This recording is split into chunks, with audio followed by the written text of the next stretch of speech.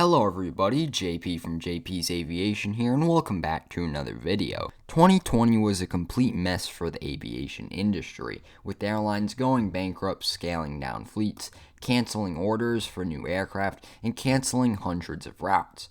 But this hasn't stopped new airlines from forming all over the world. These airlines are taking advantage of relatively cheap aircraft that airlines have retired and don't need anymore, and they're flying them on underserved routes. Some of these airlines have been in the planning for many years now, however. So let's take a look at the top 5 new airlines of 2021 and see which of them will succeed and which of them will fail.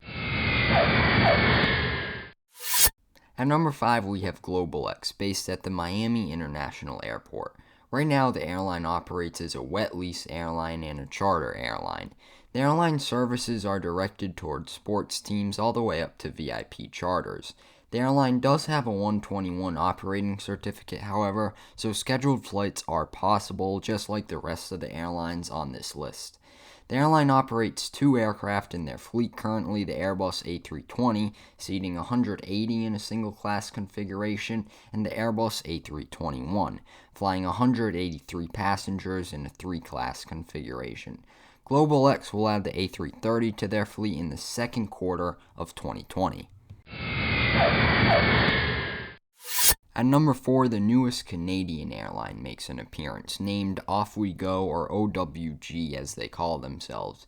Founded in July of 2020, OWG is a Canadian vacation airline operating from Montreal and Toronto to 4 destinations in Cuba. Currently, they're partnered with Olason Holidays to bring customers to Cuba. OWG started operations on the 18th of December 2020.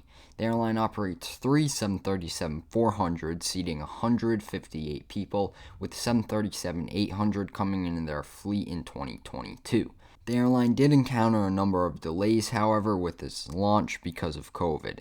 Now, when COVID restrictions ease, I see Off We Go being a very successful airline in the Canadian vacation market. Moving back to the United States, at the number 3 slot, we have Avelo, a low-cost airline based in Burbank and headquartered in Houston that started operations on the 28th of April.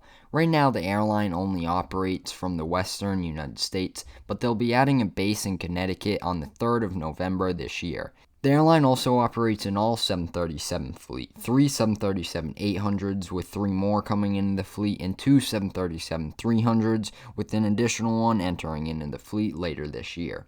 I think the airline has big potential behind it, but I think that its operations as a vacation airline could hurt them, but as they expand, they'll break out of this vacation airline mode. There's almost no competition on these routes, so they're basically creating their own demand with these low cost and these new routes. The number 2 spot goes to Norse Atlantic Airways. Norse will basically replace Norwegian's long-haul flights and low-cost travel. The airline hasn't commenced operation yet, but is aiming to in late 2021 or early 2022. They'll operate out of cities like London and Paris to cities in the United States. They'll be using 15 787s, 3 of which are the 787-8s, and the rest are the 787-9s. All 15 of these 787s were operated by Norwegian in the past, and Norse is receiving them through a leasing deal. The founders of Norse have been in the aviation industry for a while now, holding positions at Norwegian. We'll have to wait and see what the airline is about, like their routes and what their onboard product looks like, but I do hope they succeed. And the number 1 spot goes to Breeze. Breeze was founded by David Neeleman, the same guy who founded JetBlue. That already shows that Breeze is going to be big, hopefully. Breeze operates an all point-to-point model service, meaning no connections to any of the destinations that they fly to, and they only fly to secondary airports and secondary cities. They have 16 destinations currently.